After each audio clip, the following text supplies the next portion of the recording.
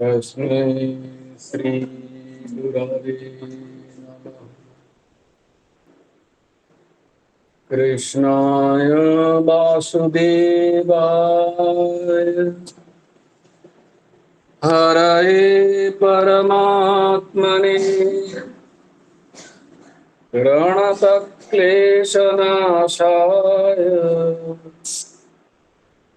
गोविन्दाय नमो नमः। कृष्णाय वासुदेवाय देवकी नन्दनाय च नन्दगोपकुमाराय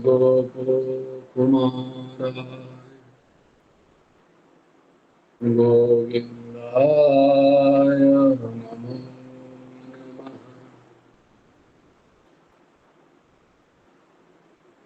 वसुदेवं सुतं देवं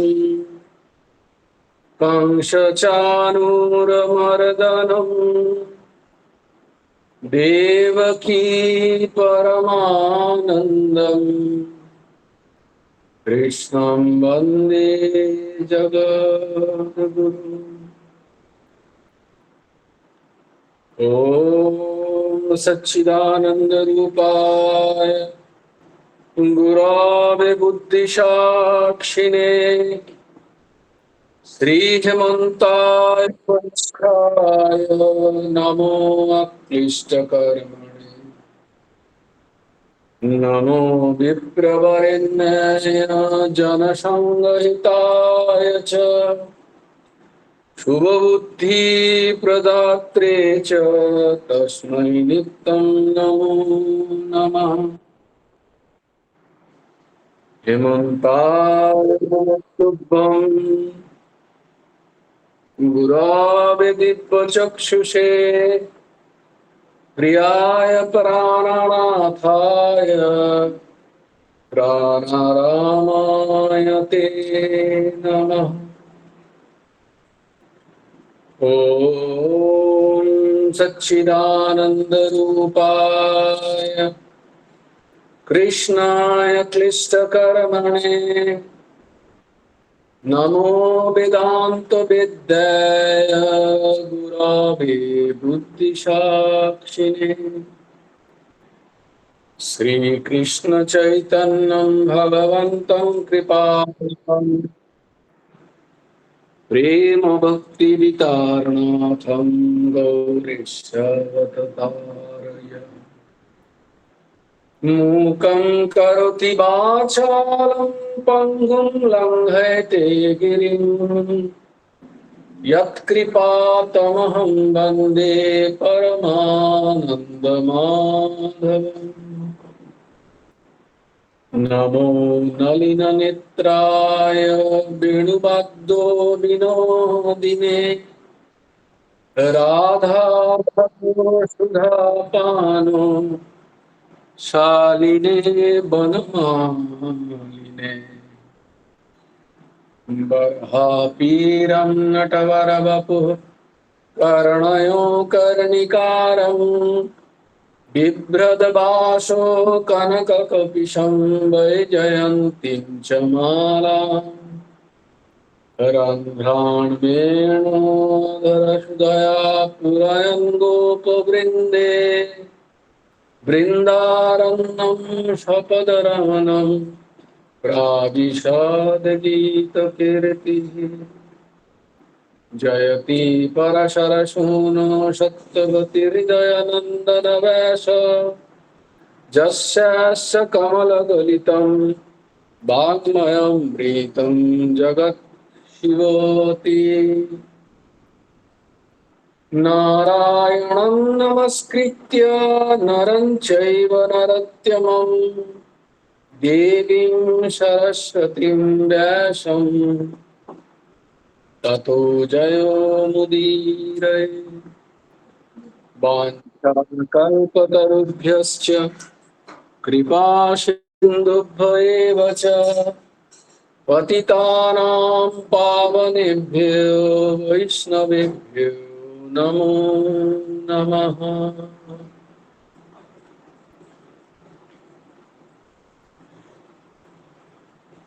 জয় গুরু রাধেশ।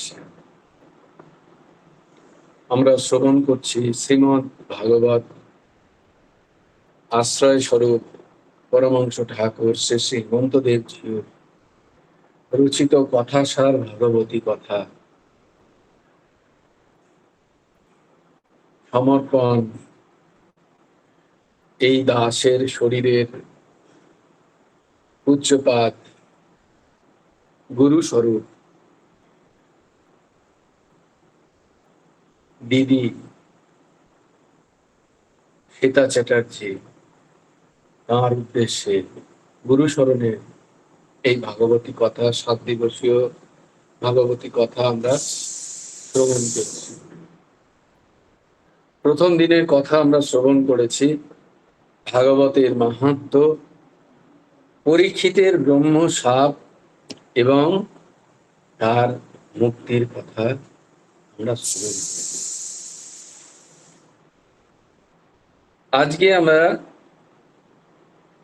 বিষয়েই চলে যাই। প্রথমে আজকের বিষয় হলো শ্রী সুখদেবের জন্ম ও প্রশস্তি।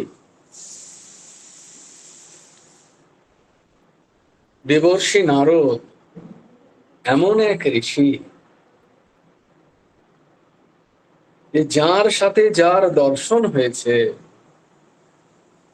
নারদ মানে যাকে কেউ আটকাতে পারবে না। রদ মানে হচ্ছে আটকানো, रद्द कर, हिंदीতে किसी को रद्द कर देना कहते हैं, रद्द আটকে দিচ্ছে কেউ। তাই জন্য নারদের নাম নারদ। যার সাথে নারদ মুনির দর্শন হয়েছে, নারদ মুনির যার প্রতি কৃপা হয়েছে, তিনি ভগবানের দর্শন অবশ্যই পান। তাই জন্য তার নাম রাখা হয়েছে নারদ। আবার এইরকম ভাও এই দাসের মনে এখনই এলো, শোনো, জানি না তার শাস্ত্রচিত কোথাও আছে কিনা, কিন্তু দাসের ভাও নারদ মানে যে যার মানসিক চিত্তবৃত্তি নিরন্তর ভগবত নামে নিমজ্জিত, যেখানে ভগবত নাম রূপ লীলা রস মাধুর্য বিন্দু মাত্র কখনো ছেদ পড়ে না, রদ হয় না, আটকায় না, এমন যিনি, এমন যার চিত্তবৃত্তি হয়ে গেছে, এমন যার মানসিক স্থিতি হয়ে গেছে, যেখানে নিরন্তর নয় ভগবানের রূপ চিন্তন চলছে, নয় ভগবানের নাম তার মনে স্ফুরণ হচ্ছে, ভগবানের লীলা কথার চিন্তন চলছে, ভগবানের ধামের কথা চিন্তন করছে, ভগবানের রূপ মাধুর্য তার মনের মধ্যে বারংবার ফুটে উঠছে। এইরকম জিনিস যেখানে এই সবের কোনো রদ নেই, রদ মানে আটকানো নেই, ব্যাঘাত নেই, ছেদ নেই, এইরকম যার চিত্তবৃত্তি মানসিক স্থিতি, তিনি নারদ। আর এইরকম যিনি, তার সাথে যদি কোনো জীবের সংসর্গ হয়ে যায়, দেখা হয়ে যায়, তার কৃপা লাভ হয়ে যায়, তাহলে বলছে সেই জীবের কল্যাণের আর কোনো বাধা নেই। কল্যাণ মানে কি? ওই বারবার আসা যাওয়া থেকে চিরতরে নিবৃত্তি, এইটাই কল্যাণ, আর কোনো কল্যাণ নেই এই জগতে। এই কল্যাণ, এটাকে অনেকে পরম কল্যাণও বলেন, কোই বাত নেই। বাকিদের কল্যাণ ধরে নাও, বলে বাকিগুলোকে কল্যাণ ধরে নি, বলে হ্যাঁ ধরে নাও, তাহলে এটা পরম কল্যাণ। বস্তুত কল্যাণ একটাই, সেটা হচ্ছে এই চক্র থেকে কিভাবে বেরিয়ে যাওয়া যায়, এটাই একমাত্র কল্যাণ। তোমার কল্যাণ হোক, তোমার কল্যাণ হোক মানে কোনো কিছু প্রাপ্তির জন্য আশীর্বাদ নয়, তোমার কল্যাণ হোক মানে তুমি এই শরীরে, এই মনুষ্য শরীরে, এই জন্মেই, এই চোখ দ্বারাই, এই ইন্দ্রিয় দ্বারাই ভগবানকে অনুভব করো। এটাই হচ্ছে আসল কল্যাণ। আর সেটা হবে কখন? যখন এইরকম কোন নারদ রূপী কোন ঋষি আমাদের জীবনে আসবে। নারদ, क्या भाव है! এ তোমাদের তোমাদের কৃপা, তোমরা এত সুন্দর ভক্ত, তোমরা তোমরা এত ভগবানের কথা শ্রবণ প্রিয়। এ তোমাদের তোমাদের উপস্থিতি এই দাসের মনে এই ধরনের স্ফুরণ দিচ্ছে কথার। নারদ, আহ क्या बात! তো একদিন দেবর্ষি নারদ ঘুরতে ঘুরতে কৈলাস পৌঁছেছেন। কৈলাস পৌঁছে গিয়ে মা পার্বতীর সাথে দর্শন করেছেন। মা পার্বতীকে দর্শন করে মা পার্বতী বলছেন, ও দেবর্ষি, আপনি এসছেন, আসুন আসুন আসুন, আহা আমার কি ভাগ্য, কি ভাগ্য! এই কৈলাসে তো কেউ আসতেই চায় না। এ তো কত একটা একটা যেন কোথাও জায়গা, চারিদিকে বরফ, কেউ আসে না আমার কাছে। আমি তো ওই আমার সংসার নিয়েই ব্যস্ত। আপনার মতো ঋষি মহাঋষি এসছেন আজকে আমার ঘরে, আহা! কত কৃপা! আসুন আসুন, দুটো ভগবানের নাম শুনবো আজকে, নারায়ণের নাম শুনবো। দিদি, এই দেহের দিদি শ্বেতা চ্যাটার্জি, তিনি একবার আমার প্রভু, আমার গুরুদেবকে জিজ্ঞেস করেছিলেন, তাঁরও গুরুদেব, বস্তুত তার কৃপায়, ওই দিদির কৃপাতেই আমরা সেই গুরুদেবের সান্নিধ্য পেয়েছি।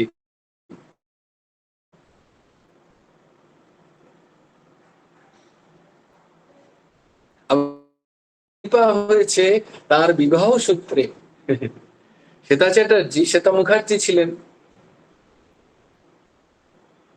তার কৃপা হলো দেখো তার বিবাহ সূত্রে, তার বৈবাহিক যে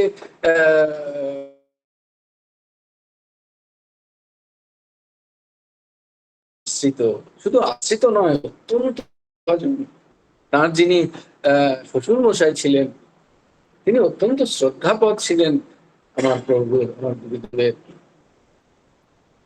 কৃপা, ঠাকুরের কৃপায়, সেই কৃপা বয়ে এসে এই দাসের, তো মূলত স্রোত হচ্ছে এই শরীরের দিদি। তিনি একদিন জিজ্ঞেস করলেন গুরুদেবকে একান্তে, প্রভু, আপনি তো দয়াময়, দয়া সিন্ধু, করুণা সিন্ধু, আপনি সবার উপরে কৃপা করেন না কেন? কেন করেন না, কেন হয় না আপনার কৃপা? বা এই যে মহাপুরুষরা আসেন বারবার, তাদের কৃপা সবাই পায় না কেন মনুষ্য সৃষ্টিতে? তো তিনি একটা কথা বলেছিলেন, কেন মনে পড়লো যে এই তোমরাই কেন শুনছো? এই যে দুজন ট্রেনে যেতে যেতে, একজন ট্রেনে যেতে যেতে শুনছে, কেন, কিসের টান, কিসের ভালো লাগা? আমাদের তো একটু একটু সমস্যা হলেই ঠিক আছে, কথা পরে হবে, আগে এগুলো মিটিয়ে নিই। দেখো তোমরা ছোট ছোট বয়স তোমাদের, তবুও তোমরা তোমাদের মধ্যে কথার কি কি টান, অদ্ভুত! এটা এলো কোথা থেকে? তো গুরুদেব তখন উত্তর দিয়েছিলেন একটাই, যেটা দিদি আমাকে বলেছিলেন, আমি তো ছিলাম না সেই কথোপকথনে, তিনি আমাকে বলেছিলেন দিদি, যে গুরুদেব উত্তর দিলেন, সুকৃতি। কি বললেন? একটাই কথা, মা, সুকৃতি, সুকৃতি। সবার সুকৃতি নেই, এত সুলভ, এত এত এত এত সাধারণ, এত অক্লিষ্ট ভগবান নাম, ভগবত কথা শ্রবণ, তবুও আমাদের সুকৃতি বিনা, যেটা আমরা কালকেও দেখলাম ভগবান লিখেছেন মুখবন্ধে, দূরদৃষ্টিবশত সুকৃতিহীন মনুষ্য একটার পর একটা দিন চলে যাচ্ছে, কিন্তু নাম আসে না মুখে। বলেন যে পঞ্চম যখন বলে আশ্চর্য কি?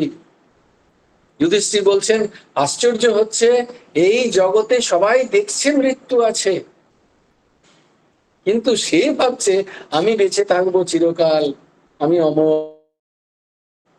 এটাই আশ্চর্য। বিষ্ণু মায়া। বলেন সঠিক উত্তর। তো সন্ত মহাত্মারা আজকাল বলেন যে এর থেকেও একটা আশ্চর্য জিনিস আছে, জানো কি তোমরা কি?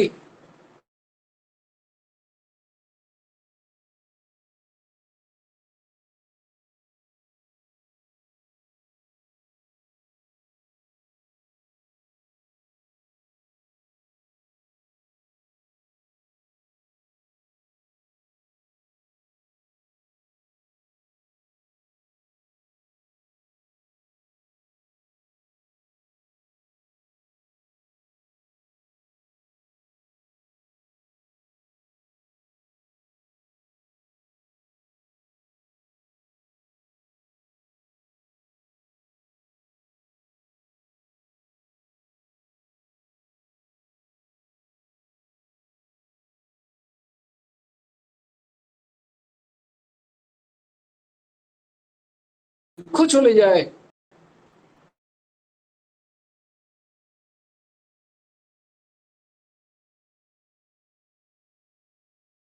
তো জানে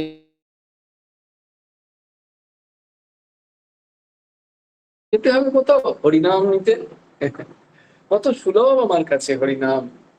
আচ্ছা জীবও আমার, যে জীবটা দিয়ে আমি নাম নেব সেই জীবটা আমার কাছে কাউকে চাইতে হবে না, সেই জীবটা আমার জীব।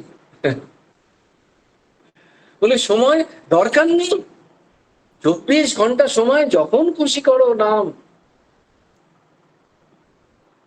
আচ্ছা কোথাও বসে করতে হবে? বলে না না না, কোথাও বসতে হবে না, দাঁড়াতে দাঁড়াতে করো, উঠতে উঠতে করো, শুতে শুতে করো, বসতে বসতে করো, যেভাবে করো। উঠিতে বসিতে খাইতে শুইতে যত্র তত্র নাম লয়, দেশ কাল বিচার নেই সর্বসিদ্ধি হয়। চৈতন্য চরিতামৃত বলছেন দেশ কালের বিচার নেই, যে এই দেশ এই বিধি কোন বিচার নেই, যে যে কোনো যে কোনো সময় বাজছে, বলে বাজছে। তার উদাহরণ শ্রী চৈতন্য মহাপ্রভু নিজের চরিত্রে আচরণ করে দেখিয়েছেন। তিনি একবার যাচ্ছিলেন বাজছে, তখন বলছেন হ্যাঁ রে, তিনি তিনি নিজেই ভগবান হয়ে তার শিষ্যের কাছে প্রমাণ করতে চাইছেন, নামের প্রতিষ্ঠা করছেন। কিভাবে? বলছেন হ্যাঁ রে, আমি এখন বাহ্যে যাচ্ছি, এই সময় কি নাম নেওয়াটা ঠিক হবে? তো তার শিষ্য খুব ভোলা ভালা, খুব সরল, বলছেন প্রভু যদি ওই বাহ্য করতে করতে শরীর শরীর থেকে প্রাণ বেরিয়ে যায়, তখন আপনিই তো বলেছেন যে শরীর থেকে যখন প্রাণ নির্গত হবে মুখে, यनम जनम मुनि जतन करावी अंत काल राम नहीं आवी। এই যে মুনি লোক এত যতন করে, এত নাম নেয়, এত তপ করছে, সাধন করছে, একটা উদ্দেশ্য, যখন শরীর থেকে প্রাণ নির্গত হবে তখন যেন মুখ থেকে রাম আসে, রাধা আসে, কৃষ্ণ আসে। এই জন্য যখন জীবন জীবন করে যাচ্ছেন, তো জনম জনম করছেন, তাও অন্তকালে আসছে না, আবার মনুষ্য শরীর নিতে হচ্ছে। তো বলছে নিরন্তর, কোনো বিধি নেই, কোনো নিষেধ নেই, কোনো দেশ নেই, কোনো কাল নেই, যে কোনো কালে যে কোনো সময় ভগবান নাম নেওয়া যায়। হরিনাম এই কলিতে সেটা সব থেকে সুলভ, সব থেকে সস্তা, সব থেকে অক্লিষ্ট।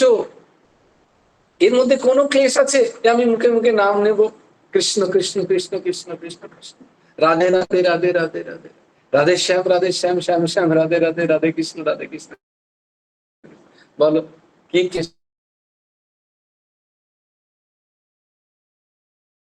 মানুষ মুখে নাম নেয় না, তবুও মানুষের মুখে নাম নেই, এই ভেবে মহাপুরুষরা কাঁদে। পুরুষরা যে কাঁদেন, আক্ষেপ করেন এই ভেবে, কত যন্ত্রণা, কিন্তু একটু নাম নিতে বলো, কেউ নেবে না।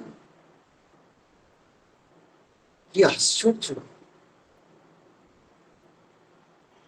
তো নারদ তো বললেন, আহা, আহ, সুকৃতি বশত, সুকৃতি নেই আমাদের, তাই নাম আসে না মুখে, আমাদের চিত্তবৃত্তি সেখানে যায় না। অন্য অনেক কথায়, গ্রাম্য কথায় আমাদের সময় চলে যাচ্ছে, আমাদের নাম আসছে না। সুকৃতির অভাব। ভগবান বলেছিলেন এই দেহের দিদিকে সেটা চেটাচ্ছে। তো নারদ তিনি গেছেন, নারায়ণ নারায়ণ করছেন।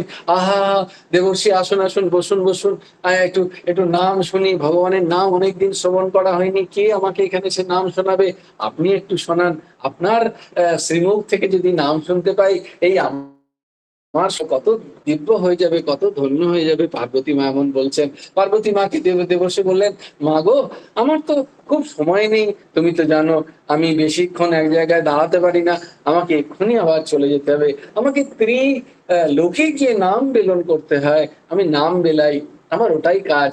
আজকে দেখলাম তোমাকে একটু দর্শন করলাম, আর ভাবলাম যে একটু নামও শোনাই, ব্যাস আমার আর সময় নেই, তবে একটা কথা বলবো। বলে, হ্যাঁ হ্যাঁ বলুন বলুন। বলে, আপনার যে স্বামী না, তিনি কিন্তু নিরন্তর নাম জপ করছেন, আর তিনি অত্যন্ত ভক্ত ভগবানের। তাকে কেন বলেন না একটু ভগবানের কথা শোনাতে, একটু নাম শোনাতে?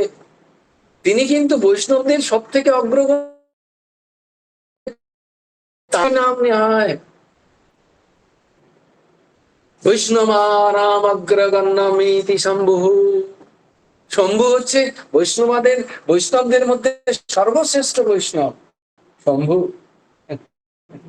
একজন বললেন আমাকে, অজ্ঞানের স্থিতি দেখো। এক দাদা বললেন, এই বৈষ্ণবদের শিবের সাথে বিষ্ণু যারা মানেন তাদের সাথে খুব ঝগড়া। বলে, তারা জানে না, জ্ঞান নেই। শিবজি যেমন প্রভুকে ভালোবাসেন, তেমনি কৃষ্ণ ভগবান তেমনি শিব অতি প্রিয়, অতি বৃথা ঝগড়া। তো এই বাবাকে একটু বলুন না, আপনাকে একটুখানি কথা শোনাবে, ভগবানের কথা। তার মনের মধ্যে নিরন্তর চলছে না আমার কথা। বলছে, না বাবা, ওই পাগলটাকে কে বলবে? পার্বতী মা বলছেন, ওই পাগলটা কোথায় শ্মশানে শ্মশানে ঘুরে বেড়ায়, বাবা ভগবানের নামও করেন নাকি? বলে, হ্যাঁ। তো ওনাকে বলুন। বলে, না না না, আমি আমি বলতে পারবো না, আপনি যদি একটু বলে দেন। বলে, আচ্ছা আচ্ছা মা, আমি বাবাকে বলবো, অনুরোধ করব আপনাকে একটু কথা শোনাতে ভগবানের। তো বাবার কাছে গেলেন, যে বাবা, আরে দেবর্ষি নারদ, আসুন আসুন আসুন। বলে, না বাবা, আমি বসবো না, আমি চলে যাবো, কিন্তু একটা অনুরোধ আছে আপনার কাছে, আপনি যদি মাকে একটুখানি কথা শোনান, ভগবানের কথা। না না বাবা, ভগবানের কথা টথা ওদের কানে ঢোকে না, ওরা সব সংসারী মায়েরা, ওদের অনেক কাজ, ওদের সব এসব বসে শোনার সময় আছে? কে বলছেন? শিবজি বলছেন নারদ মুনিকে। বলছেন, না না, ওদের কথা সময় সময় নেই, আমি বলবো ওরা ঘুমোবে, ওরা ঝিমোবে, ওদের অনেক কাজ, কেতো আছে, গনসা আছে, লোকো আছে, সরু আছে, সরস্বতী লক্ষ্মী কার্তিক গণেশকে নিয়ে সংসার, আরো কত আছে, এই সব চলে যাচ্ছে। ওদিকে সিংহ এসে বলছে মা খেতে দাও, ওদিকে ময়ূর বলছে কেকা করে আমাকে একটু খেতে দাও, কত কাজ ওদের। ওদের কি আর ভাগবতী কথা শোনার সময় আছে? বলে, না, তবু একটু একটু শুনিও। বলে, আচ্ছা বেশ, আমি জিজ্ঞেস করবো, যদি মন দিয়ে ভাগবতী কথা শ্রবণ করতে চায় আমি নিশ্চয়ই শ্রবণ করাবো। তো একদিন শিবজি এসে বললেন, হ্যাঁ গো, নারদ মুনি বলছিলেন তুমি নাকি ভাগবতী কথা শ্রবণ করতে চাও।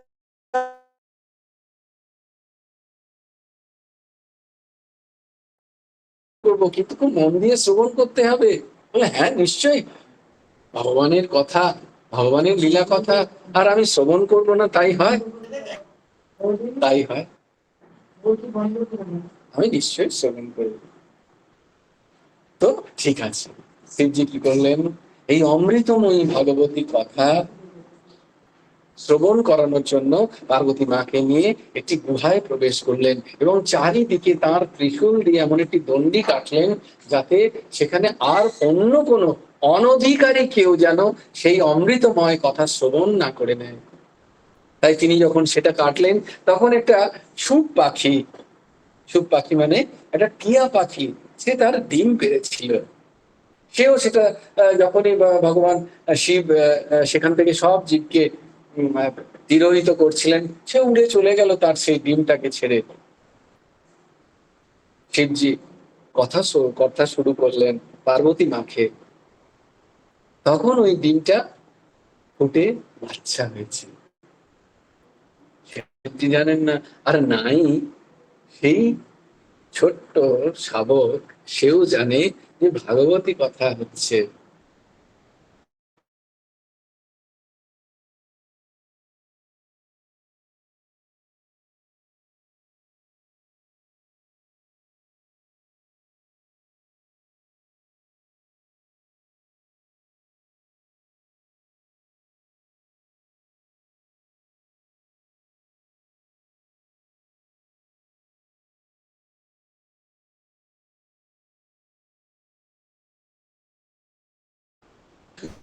তার তো যতটুকু দিচ্ছেন ততটুকু তো শুনে তিনি এমন গভীর প্রেমে পড়ে গেছেন জগৎপতি কৃষ্ণের।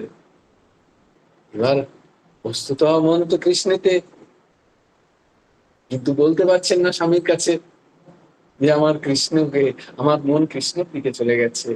কি বলবেন না বলবেন, এমন একটা দ্বন্দ্ব যখন হচ্ছে তখন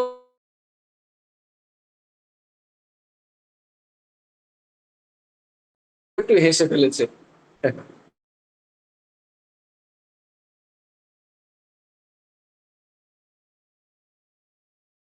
এবার কে হাসলো, তার মানে আমার কথা কোনো অনধিকার কেউ শ্রবণ করেছে। দেখে যে সেই সুখ শাবক, সেই দেখে শিবজি তার ত্রিশূল নিক্ষেপ করলেন যে না, তুমি, তোমার বাঁচার অধিকার নেই, তুমি আমার কথা অমান্য করেছো।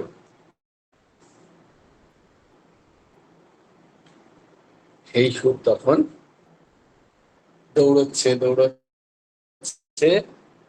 পেছনে ত্রিশূল, আর সুখ দৌড়চ্ছে। হরিদ্বারে তখন ব্যাস, ব্যাস মুনি তার স্ত্রী সুলোচা দেবী গঙ্গায় স্নান করছিলেন। তিনি তখন হাই, হাই নেন, হ্যাঁ, জিহ্বায় হাই তোলেন। সেই হাই যখন মুখটা ফাঁক হয়েছে, সুখ, সুখমণি তার ব্যাস, এবার শিবজি তো আর সেখানে করতে পারছেন না, কারণ তাহলে সুলোচা দেবীরও প্রাণহানি হয়।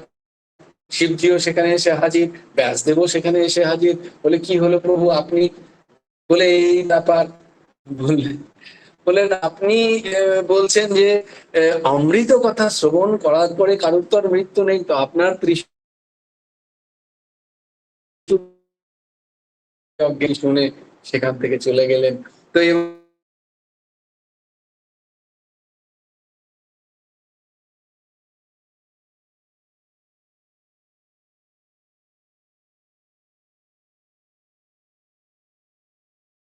আমি এইভাবে কাল কেটে গেল 12 বছর।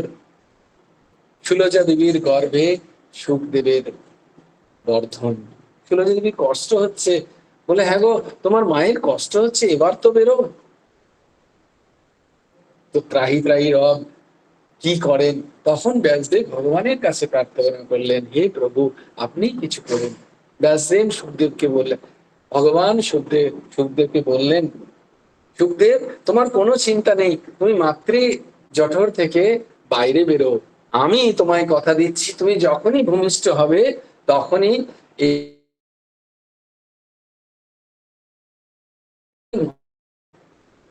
তাহলে তোমাকে মায়া স্পর্শ করতে পারবে না। বলে ঠিক আছে। ভগবানের সেই আশ্বাস বাণী শুনে সুখদেব মুনি মাতৃজঠর থেকে বাইরে এলেন। তখন তার 12 বছর বয়স, কোথাও 16 বছর বয়সও বলা হয়। সুখদেব মুনি কি করলেন, মাতৃজঠর থেকে বেরিয়েই তিনি ওই দিগম্বর অবস্থাতেই কারোর দিকে তাকালেন না, না মা না পিতা, কারোর দিকে নয়, সোজা জঙ্গলে, সোজা জঙ্গলের দিকে। আর পিতা ব্যাসদেব হা পুত্র করে তার পেছনে যাচ্ছে, হা পুত্র হা পুত্র। পুত্র কোনো কথা শুনলেন না, জঙ্গলে চলে গেলেন। জঙ্গলে গিয়ে গভীর জ্ঞান মার্গে গভীর ধ্যানে নিমগ্ন হয়ে গেলেন। এদিকে ব্যাসদেব পুত্র শোকে কাতর। তিনি বললেন কি করি, কিভাবে আমি আমার পুত্রকে আমার ঘরে নিয়ে আসি। তখন তার মনে হলো তাঁরই রচিত ভাগবত থেকে তিনি একটি শ্লোক বললেন যে এই শ্লোকটা তোমরা যখন জঙ্গলে যাবে না তখন একটুখানি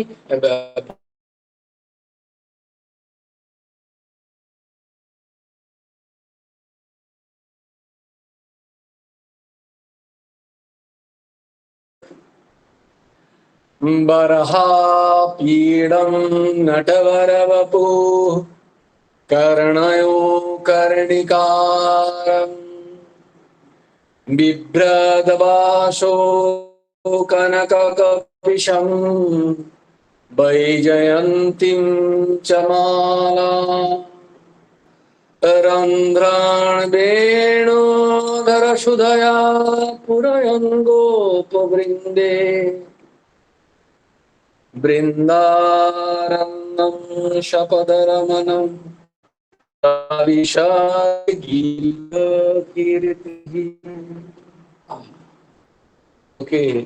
আছে ভগবানের রূপ মাধুর্যের, ভগবান রূপ মাধুর্যের বর্ণনা তিনি করছেন। অপূর্ব রূপ, বরহাপীডম নটবরব,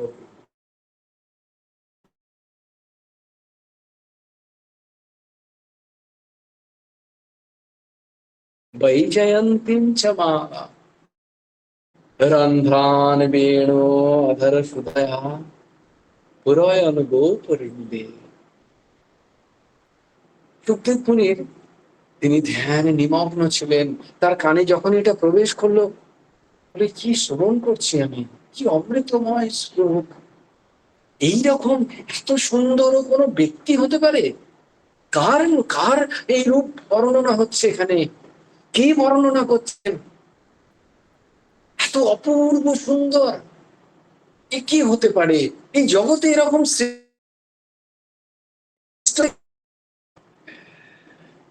তখন জিজ্ঞেস করলেন, ওহে ওহে, তোমরা যারা এই শ্লোক পড়ছো, এই শোনো শোনো শোনো। বলে হ্যাঁ বলুন, এই শ্লোক কোথা থেকে পেলে, কার বর্ণনা, কে লিখেছেন এই শ্লোক? বলো এত তো সব জানি না প্রভু, আমাদের গুরুদেব এই শ্লোক বলেছেন আমাদেরকে মুখস্থ করতে। আর এই জঙ্গলে যখন আমরা সমিধা নিতে আসি, কাঠ কুড়োতে আসি, তখন বলেছিলেন এই জোরে জোরে এই শ্লোকটাকে পড়তে। তো বলছে এইরকম শ্লোক? বলে হ্যাঁ হ্যাঁ, আমাদের গুরুদেবের কাছে এরকম শ্লোক আরো 18,000 আছে। তাই নাকি? আমি আপনাদের গুরুদেবের কাছে যেতে পারি? বলে নিশ্চয়ই নিশ্চয়ই পারেন, কেন নয়। বলো আমাকে তাহলে নিয়ে চলুন, আমাকে নিয়ে চলুন, আমি এরকম শ্লোক শুনতে চাই। কি অপূর্ব শ্লোক, কি রূপ মাধুর্য, কি সুললিত, কি কি কি উৎকৃষ্ট এই শ্লোক। তিনি যাচ্ছিলেন, যেতে যেতে দেখেন যে এই যে রূপ মাধুর্য আমি যার দর্শন করছি বা যার কথা আমি বলছি, তিনি দ্বৈত। তিনি কোনো দেহধারী পুরুষ, তার রূপ আছে কিন্তু তার স্বভাব যদি আমি না জানি। তাই ভাগবত এখানে বলছে কারো রূপ মাধুর্য দেখেই কারণ সৌন্দর্য দেখেই বা তার সম্বন্ধে সৌন্দর্যের শ্রবণ করেই কারোর সাথে সখ্যতা প্রথমেই করতে নেই, স্বভাব দেখতে হয়। আগে স্বভাব দেখতে হয়। যার স্বভাব ভালো, তার রূপ যদি ভালো নাও হয়, তার সাথে সখ্যতা করো, তার সাথে বন্ধুত্ব করো, তাকে কাছে আসতে দাও। যার স্বভাব ভালো, যার স্বভাব ভালো নেই, রূপ ভালো, তাকে কাছে আসতে দিও না। ভাগবত বলছেন, বলছেন না না না, আমি এখন যাব না। বলে কেন? না, আমি তো, যে ব্যক্তির রূপ বর্ণনা হচ্ছে তার স্বভাব তো জানি না।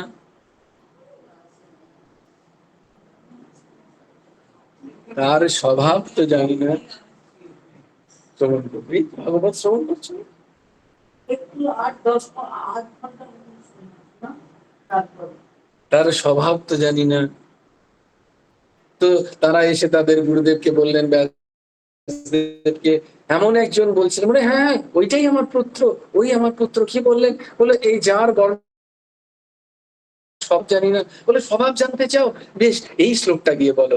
এই শ্লোকটা গিয়ে বলবে তাকে। কোন শ্লোকটা?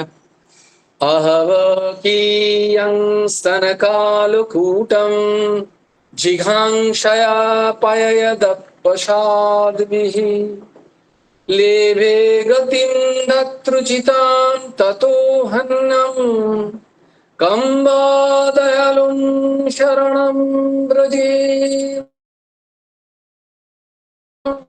स्तनकालकूटं, আহ বকি মানে বকি, বক, দৈত্যের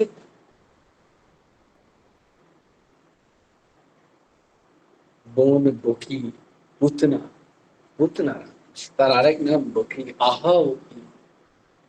সেই পুতনার আক্রোশে স্তনে কালকূট বিষ নিয়ে এসে মারতে চেয়েছিলেন। জিঘাংসায়া পায়য়াদপ্পসাদ্ভিঃ, তিনি কিন্তু তাকেও কি গতি প্রদান করছেন আমার প্রভু, আমার কৃষ্ণ, আমার বাল গোপাল। ধাত্রুচিতাম ততো হন্যম। দেখো, বলে এইরকম ভগবান ছেড়ে আর কার কাছে, আর আর এইরকম এত দয়ালু ভগবান আর কোন ভগবান তো এত দয়ালু নয়, যে যে মারতে আসে তাকে, তাকেও সে মাটির, কেউ তাই গতি দিচ্ছে কেন? কারণ পুতনার ভাব হচ্ছে স্তন পান করানো। অন্য কোনো অন্য কোনো উপায় নেননি পুতনা। স্তনে কালকূট বিষ নিয়ে এসে বাল গোপালকে স্তন পান করাবেন। ইচ্ছা মাতৃ, মাতার ইচ্ছা, তাই মাতৃগতি প্রদান করলেন। এইরকম ভগবানের যদি শরণ না নিয়ে আর কার শরণ নেব? আহ, এটা কার স্বভাব, কার স্বভাব তোমরা বর্ণনা করছো? যার আমরা বর্ণনা কে, তার স্বভাব। আচ্ছা, সেই ব্যক্তি এত সুন্দর স্বভাব, সেই কথা কোথায় আছে? না আমাদের গুরুদেবের কাছে। কে সেই গুরুদেব? ব্যাসদেব। ও, তিনি তো আমার পিতা। হ্যাঁ, আসুন। সুখদেব মুনি ব্যাসদেবের কাছে এলেন, তার কাছে বসে শ্লোক শ্রবণ করলেন। সেই শ্লোক শ্রবণ করে তিনি ধারণ করলেন। এই শ্লোক ধারণ করেই তিনি পরীক্ষিত মহারাজকে বললেন, সুখতাল যেখানে এখনো আছে, তোমরা যেতে পারো যদি যেতে চাও। সুখতালে সেই সুখমুনি এই ভাগবত পরীক্ষিত মহারাজকে শ্রবণ করালেন। পরীক্ষিত মহারাজ যখন শ্রবণ করছিলেন, তখন সেখানে বসেছিলেন সূত মুনি। সূত মুনি সেই ভাগবত শ্রবণ করলেন এবং তিনিও খুব শ্রুতিধর ছিলেন। সেই সূত মুনি সেই ভাগবত বললেন কোথায়?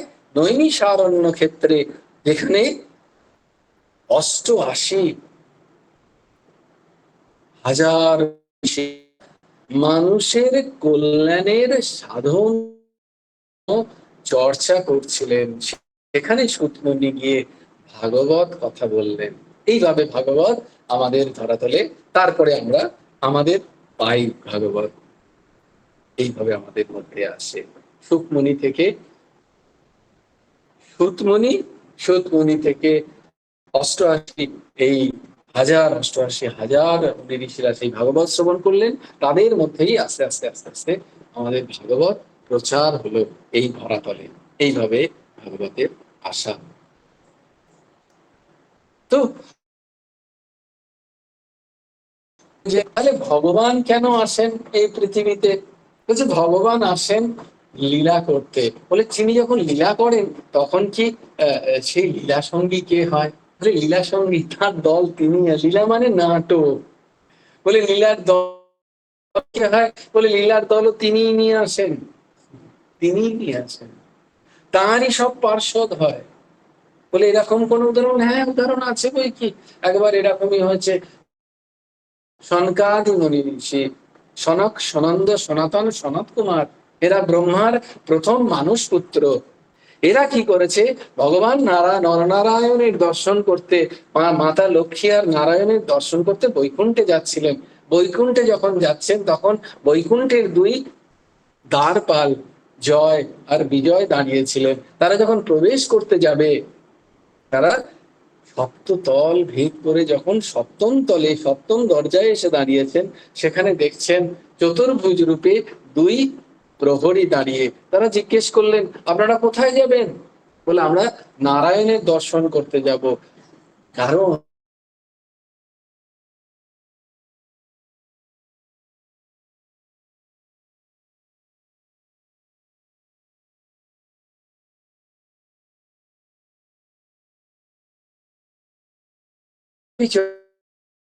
তাদেরকে ঢুকতে না দিয়ে প্রহার করলেন। তখন জয় বিজয়কে চতুষ্ষণ শাপ দিলেন যে তোমরা এখানে থাকা বৈকুণ্ঠ, বৈকুণ্ঠ মানে বিগত কুণ্ঠা, যেখানে ভগবানের সাথে কোনো কুণ্ঠা নেই, যার ভগবানের সাথে মিলনে যেখানে কোনো বাধা নেই, বৈকুণ্ঠ সেটাকে বলে। যেখানে কোনো কুণ্ঠা নেই, কোনো আড়াল নেই। বৈকুণ্ঠ বলে এখানে তোমাদের থাকার জায়গা নয়। তোমরা মর্তলোকে দৈত্য যোনি প্রাপ্ত হও। সেই সাপ শুনে শুনে সঙ্গে সঙ্গে ভগবান এসে দৌড়লেন, দৌড়ে এসে বললেন, ওহো, এইরকম সাপ, ঠিক আছে মুনি, আপনাদেরই কৃপা।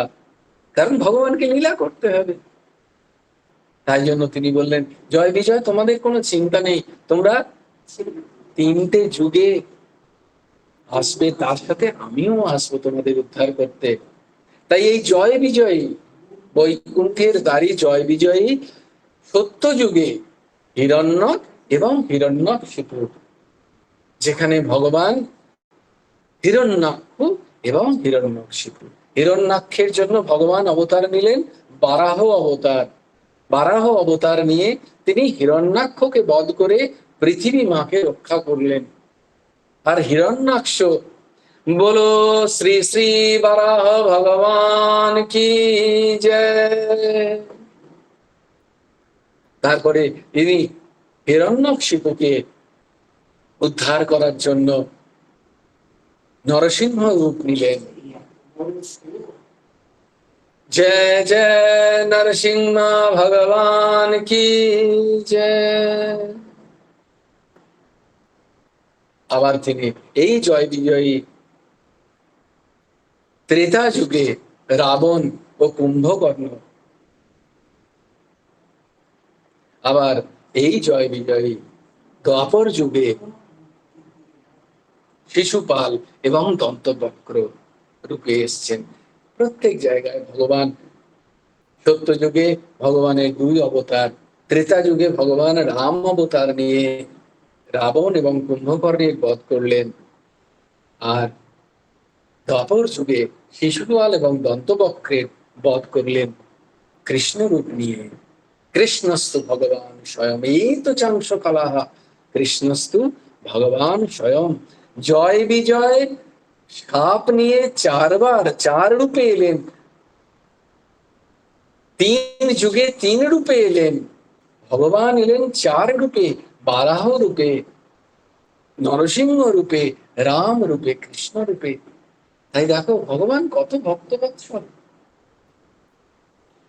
এইভাবে ভগবানের চারটে অবতার, তিন যুগে।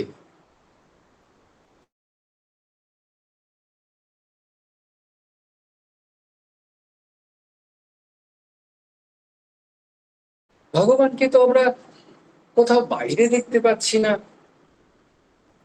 বলে পরীক্ষিত, এই যা কিছু ব্রহ্মাণ্ডে আছে তা তোমার পিণ্ডে আছে। যত পিণ্ডে তত ব্রহ্মাণ্ডে। বলেন যদি একটুখানি ভালো করে বলিয়ে দেন। বলে হ্যাঁ, পুরঞ্জন নামে এক, পুরঞ্জন উপাখ্যান বলছেন তিনি। এটা হচ্ছে দেহতত্ত্বে ভগবানের প্রবেশ এবং নির্গমন, এই তিনি ব্যাখ্যা করলেন পুরাঞ্জন উপাখ্যান। পুরাঞ্জন রূপে এক রাজা ছিলেন, তিনি একটা পুরী খুঁজছিলেন যেখানে তিনি বাস করতে পারবেন। তিনি দেখলেন নবদ্বার বিশিষ্ট একটা পুরী হিমালয়ের পাশে। সেখানে প্রবেশ করে দেখলেন এক অপূর্ব সুন্দরী স্ত্রী আছে। সেই স্ত্রী তাকে প্রস্তাব করলেন যে আমি একাকী, পুরঞ্জন অতি সুন্দর দেখতে, অপূর্ব তার রূপ, আপনি কি আমাকে বিবাহ করবেন? বলে হ্যাঁ। পুরঞ্জনও সেই স্ত্রীকে দেখে আসক্ত হয়ে গেলেন, তাদের বিবাহ হলো। সেই পুরে তারা বাস করতে রইলেন। তারপরে সেই পুরে আঘাত হানলেন।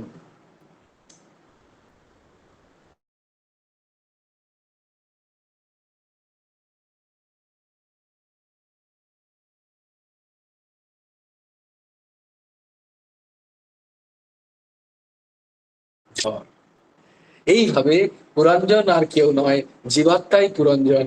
আর যে নারী, ওই নবদা বিশিষ্ট এই যে শরীর, আমাদের 9টি দ্বার আছে, দেখে নাও তোমরা।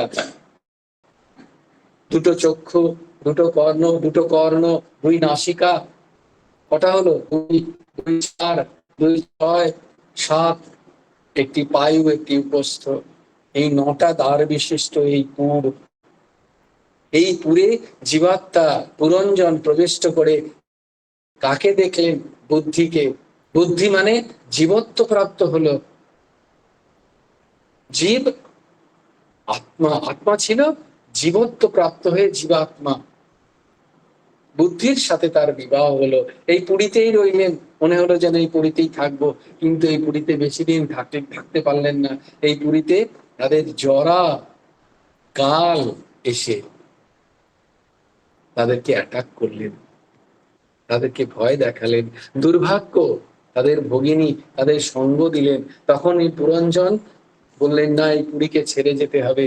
পুরঞ্জন পুরীকে ছাড়তে ছাড়তে তার বুদ্ধিরূপী যে পত্নীর কথা চিন্তা করতে করতে পরের জন্মে আরেকটা নারী শরীর পেলেন। সেই নারী শরীর পেয়ে সে আবার এক অন্য পুরুষের সাথে বিবাহ হলো। তার অন্য পুরুষের সাথে বিবাহ হওয়ার পরে যখন তার যে পতি, সে যখন মারা যাচ্ছে, তখন সে সতী হতে যাচ্ছে। সতী যখন হতে গিয়ে ভগবান তার হাতটি ধরেছে। কোথায় যাচ্ছ? বলে হ্যাঁ, আপনার সাহস তো কম নয়, আমি একজন সাধ্বী স্ত্রী, আপনি হাত ধরেছেন, আপনার আপনার লজ্জা করে না? ভগবানকে বলছেন। বলছেন না না। বলে কোথায় যাচ্ছে? বলে আমি সতী হতে যাচ্ছি, আমার পতি মারা গেছে। বলে তোমায় কে বললো তুমি স্ত্রী? বলে কেন, আমি এনার স্ত্রী, আমি এনার বিবাহিত স্ত্রী।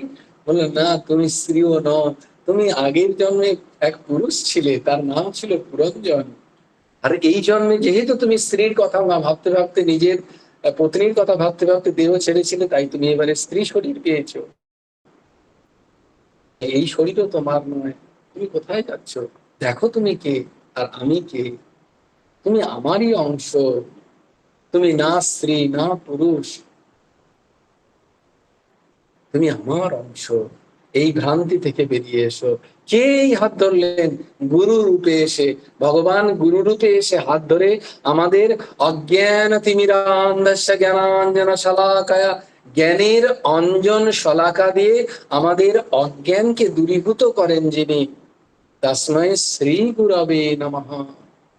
সেই গুরুদেব কে আমরা প্রণাম করি, যিনি জ্ঞানের অঞ্জন দ্বারা আমাদের অজ্ঞান রূপী যে ছেদন আছে আমাদের নেত্রে, সেটার তিনি অপারেশন করেন, সেটা তিনি খুলে দেন, দিয়ে বলেন, হে জীব, না তুমি স্ত্রী, না তুমি পুরুষ, তুমি আমারই অংশ, নিজেকে চেনো, নিজেকে চেনো। এই দেহ রূপে তুমি আসক্ত হয়ে তুমি বারবার আসছো আর যাচ্ছ, নিজেকে চেনো। তুমি আর আমি পরস্পর ভিন্ন নই, হে সখা, আমাকে তুমি বলিয়াই জানাবে।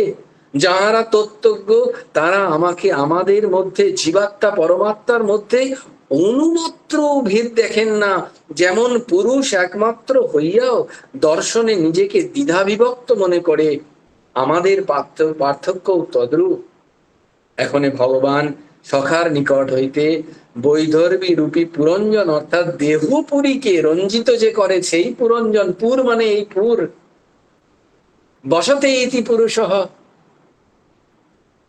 সেই জীবাত্মা আত্মতত্ত্ব জ্ঞান লাভ করে নিজের ব্রহ্মস্বরূপ বুঝতে পেরে এবং সব কিছু ভেদাভেদের অতীত হয়ে সেই ভগবানের সাথে লীন হয়ে এই সংসার ভ্রান্তি স্বরূপ এইটা বুঝে ভগবানের সাথে লীন হয়ে গেলেন। দ্বা সুপর্ণা সयुजा সখায়াম সমানম বৃক্ষম পরিশস্বজাতে তয়োরন্নম পিপ্পলম সাদুৎপি অনস্রনন্ন অভিচাকশেতি। দ্বিখগ বৃক্ষ, এই দেহের মধ্যে পরমাত্মা এবং আত্মার বর্তমান। একজন এই সংসারের মিষ্ট ফল, টক ফল, ঝাল ফল খাচ্ছে, আর একজন দেখছে। অনস্রনান্য, অন্যজন অনশন করে দেখছে যে কখন তুই আমায় সখা বলবি, হাত বাড়িয়ে আছে, আয় সখা আয়, এই সংসারে ফাঁসিস না, আয়। এই সংসারে মিষ্টি যখন খাচ্ছি খুব ভালো লাগছে, যখনই কোনো তেতো ফল, যখনই কোনো ঝাল ফল খাচ্ছি, তখনই মনে হচ্ছে ও পারছি না, পারছি না, কষ্ট, হা ভগবান, হা প্রভু। তখন প্রভুর দিকে একটু তাকাচ্ছি, তখন মনে হচ্ছে না, এই সংসার বড় দুঃখময়, প্রভুই একমাত্র আনন্দদায়ক।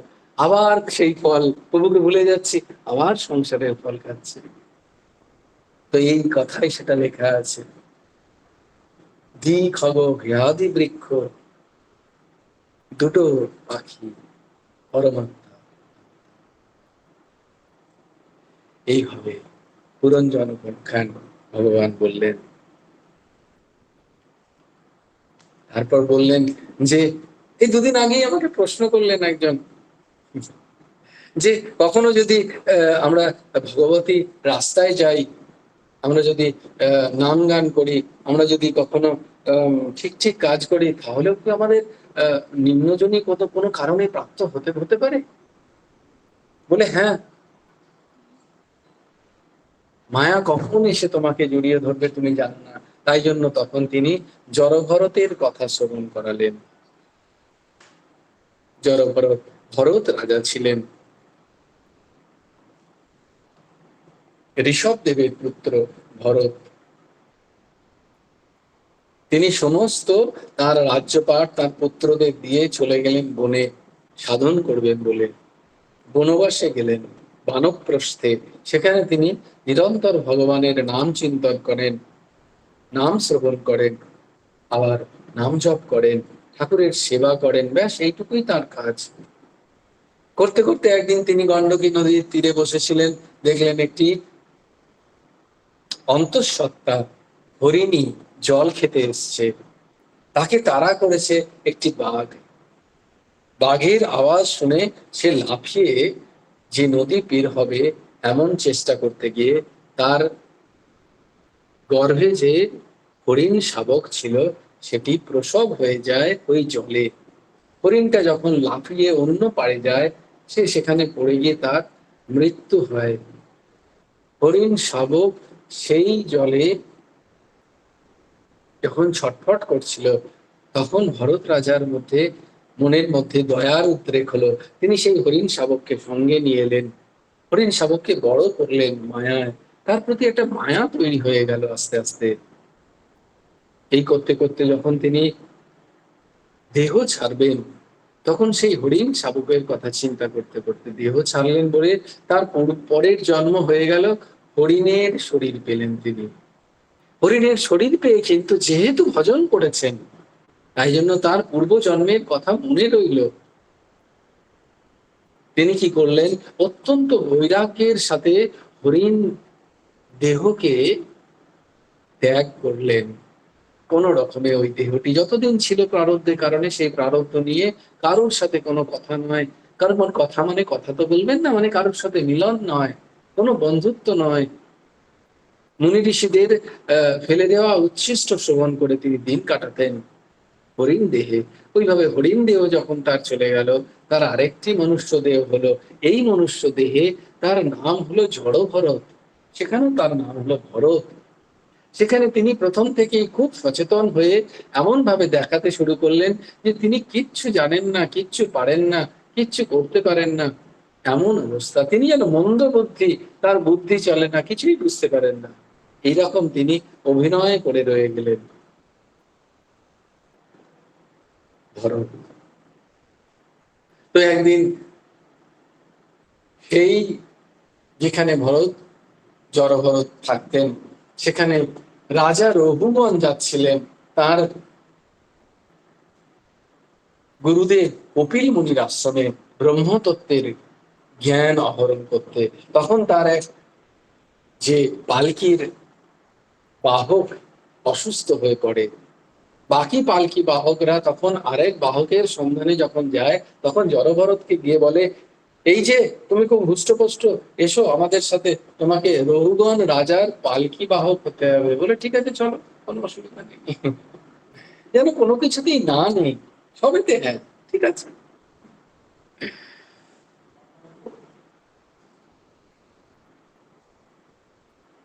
কেন? এখানে কবিরের একটা দোহা মনে পড়ে গেল। कबीर खरा बाजार में सबका मांगे खैर, ना किसी से दोस्ती ना किसी से बैर। कबीर खरा বাজার মে, সংসারের বাজারে কবির বলছে আমি দাঁড়িয়ে আছি। বাজারের চৌরাহা, এই সংসারের বাজার, সংসারে বাজার লেগেছে না চারিদিকে, সেই বাজারের মাঝখানে চৌরাহায় কবির বলছে আমি দাঁড়িয়ে আছি, আর সবাইকে আমি জিজ্ঞেস করছি কি হে কেমন আছো, ভালো আছো তো, সবকে মাঙ্গে খ্যার, সব লোক আচ্ছা রহো খুশ রহো, সবাইকে বলছে, সবাইকে বলছে ভালো আছো আমার সাথে। কিন্তু ভেতর থেকে কি বলছে, না কিসি সে দোস্তি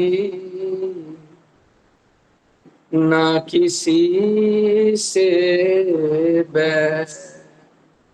কারুর সাথে বন্ধুত্ব নয়, কারুর সাথে শত্রুতা নয়, কারুর সাথে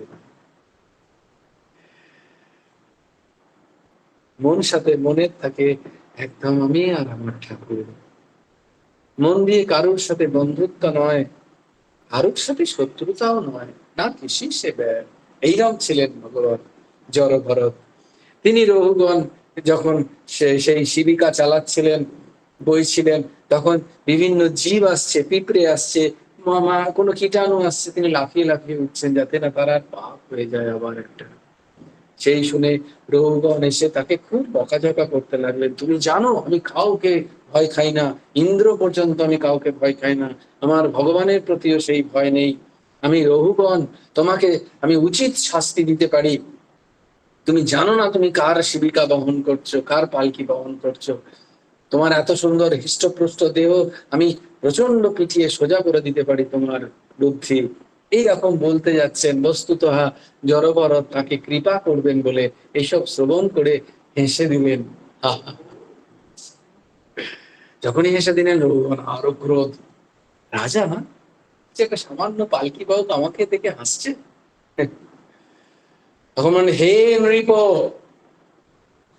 এই তখন তিনি নিজেকে প্রকাশ করছেন জড়পর, এতদিন প্রকাশ করেননি। কারণ কি? ওই যে রহুগণ হচ্ছে, ওই সেই ওই সেই হরিণ, তার আশ্রিত, আর তাকে কৃপা করতে হবে, তাই তাকে তত্ত্বজ্ঞানের দিতে হবে বলে তখন তিনি বলেন, হে নৃপ, হে রাজা, তুমি কাকে কি বলছো জানো না? তুমি যে বলছো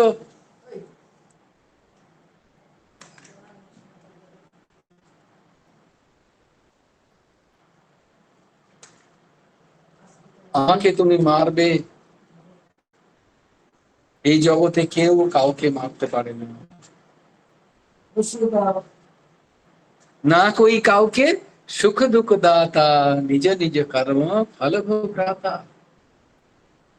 তোমার ইচ্ছাতেই জগৎ চলে না, এই রঘুগণ, তোমার এই জগৎ কর্ম প্রবাহ চলছে, কর্মের কারণে মানুষ দুঃখ পায়, কষ্ট পায় না, যতক্ষণ না আমার কর্ম সেটা তোমাকে বের করছে। না ওই কাউকে সুখ দাতা,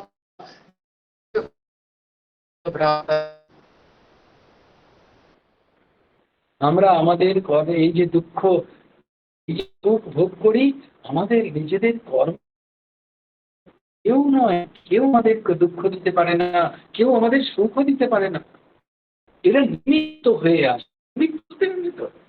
কর্মের ফল ভোগ করানোর জন্য ভগবান কাউকে না কাউকে নিমিত্ত করেন।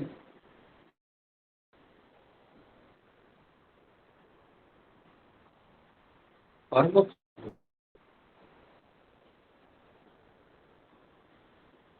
কর্মের ইন্দিরাজি কাল ছিলেন, আমার মা তো বুঝতে পারবেন না, বয়স হয়ে গেছে, সৎসঙ্গ হয়নি, সেই স্বীকৃতি ছিল না, ৭৮ বছর বয়সে কেন তার শরীর গেল না, কেন এই যন্ত্রণা কষ্ট তাকে ভোগ করতে হচ্ছে, কেন তার আগে তার, এটা তার কর্মফল, যেতে পারতো না, খুব স্বাভাবিক ভাবেই যেতে পারতো, সবাই সেটাই বলছিল আমাকে, তোর মা চলে যেতে পারতো, গেলে কি সবাই তার খুব ক্ষতি হতো? না না, কারোর ক্ষতি হতো না, কিন্তু এই অকস্মাৎ কেন?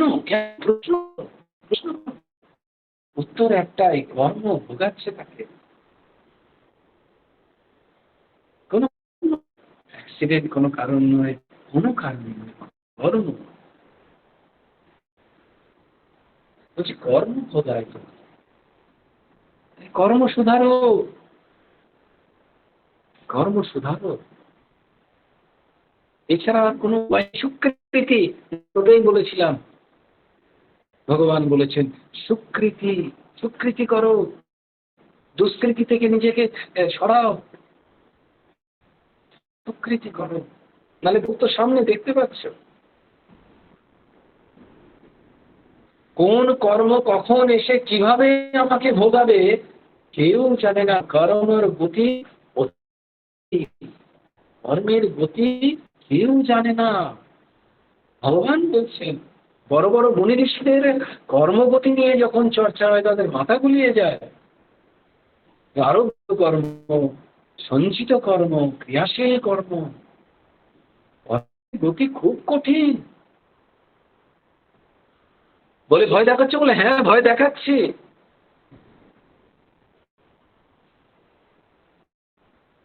তাই কর্ম করতে হয় খুব সচেতনতার সাথে। আর বলবে এটা কেন আমরাই ভোগ করব? ভগবানের সৃষ্টিটা, এই মনুষ্যজনই হচ্ছে কর্মজনী, মনুষ্য শরীর নিয়ে তার সে রেজিস্টার্ড হয়, কোনো জনি রেজিস্টার্ডই হয় না, তারা প্রারব্ধ জনি বলা হয় ওদেরকে, মনুষ্য জনি প্রারব্ধ নয়, মনুষ্য জনি, তাই এখানে কর্ম করতে হয়। তো আছি, ভোগ করতে হবে, খুব সাবধান, খুব সচেতন। বিবেক নিয়ে কোনো কর্মে বলে, হে রঘুগণ, তুমি আমাকে সাজা দিতে পারবে না। তুমি কাকে সাজা দেবে? তুমি শরীর মারবে বলছো, কাকে? এই শরীরকে মারবে না? এই শরীর আর সামনে যে পৃথিবী দেখতে পাচ্ছ তার মধ্যে বিন্দুমাত্র কোনো পার্থক্য নেই। এই শরীর এক্ষুনি বললে এক্ষুনি আমি ত্যাগ করে দিতে পারি। শরীর পৃথিবীতে যদি তুমি বেত্রাঘাত করো আর এই শরীরে যদি বেত্রাঘাত করো, এই দুটো সমান, এর মধ্যে কোনো পার্থক্য নেই। কারণ এই শরীর জড়, আমি চেতন। কে বলছেন? জড়ভরত বলছেন রঘুগণকে। তিনি করলেন জগতের এই সৃষ্টি, তিনি একটা দেখিয়ে দিলেন তাকে। তিনি বললেন যে এই শরীর আমি নই, কারণ শরীর পড়ে থাকে, আমি চলে যাই। তিনি মৃত্যুর স্মৃতিকে তাকে দেখিয়ে দিলেন, শরীর তোমরা গিয়ে নয় কবর দাও, নাহলে জ্বালিয়ে দাও। শরীর ছেড়ে যে চলে যায় তাকে তোমরা দেখোইনি কোনোদিন, সেই তুমি কি করছো? তুমি রাজা আর ফকির, আমি শিবের জ্ঞান।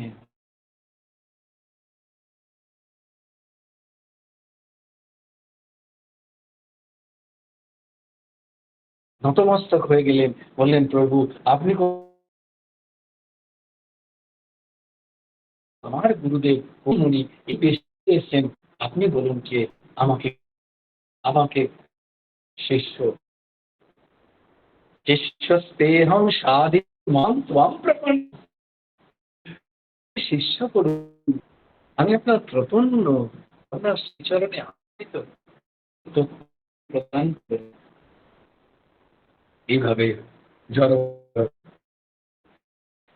রাজা রঘুবনের উদ্ধার করে। জয় জয় শ্রী রাধে। আগামীকাল আমরা ধ্রুব চরিত্র করব, শ্রবণ করব।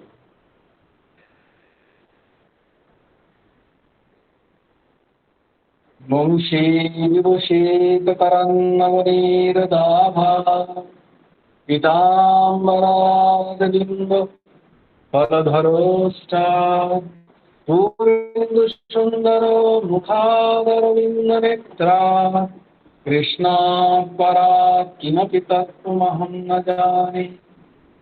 ध्येयं सदा परिभवग्नमभीष्टदोहं तीर्थास्पदं शिवविरिञ्चिनुतं शरणं भृत्यर्थाहं प्रणतपालो भवद्विपूतं वन्दे महापुरुषते चरणारविन्दम्।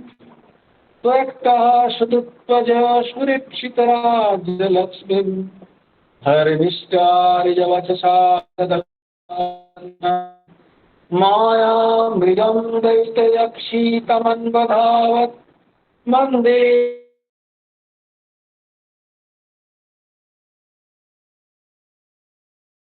महापुरुषते चरणारविन्द। नमो ब्रह्मन्देवाय ब्रह्मन्नहिताय च जगद्धिताय कृष्ण गोविन्दाय नमो नमः। हे कृष्ण करुणा सिन्धु दीनबन्धु जगत्पते गोपेशो गोपिकान्त राधाकान्त नमोस्तुते।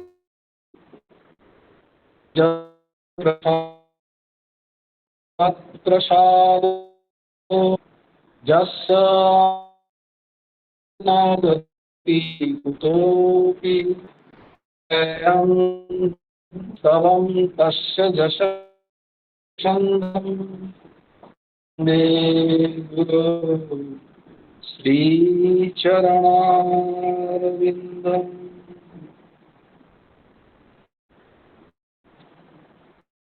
भज गुरु हेमन्तदेव राधेश जप हरे कृष्ण हरे राम।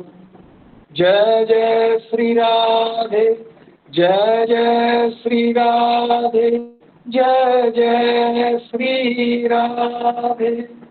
हरि बोलो, हरि बोलो, हरि हरि बोलो। जय गुरुदेव, जय गुरुदेव, जय गुरुदेव। জয় জয় ঠাকুর শ্রী শ্রী মন্তদেব জয় জয় গুরু রাধে শ্যাম রাধে শ্যাম রাধে শ্যাম শ্যাম শ্যাম রাধে রাধে রাধে কৃষ্ণ কৃষ্ণ রাধে রাধে শ্যাম রাধে শ্যাম শ্যাম শ্যাম রাধে রাধে রাধে কৃষ্ণ কৃষ্ণ কৃষ্ণ কৃষ্ণ রাধে রাধে রাধে শ্যাম শ্যাম শ্যাম রাধে রাধে রাধে কৃষ্ণ কৃষ্ণ কৃষ্ণ কৃষ্ণ রাধে রাধে শ্রী গুরুর্পরমস্তু শ্রী হেমন্ত দেবার্পণমস্তু জয় গুরু রাধে শ্যাম। সবাই ভালো থেকো, সুন্দর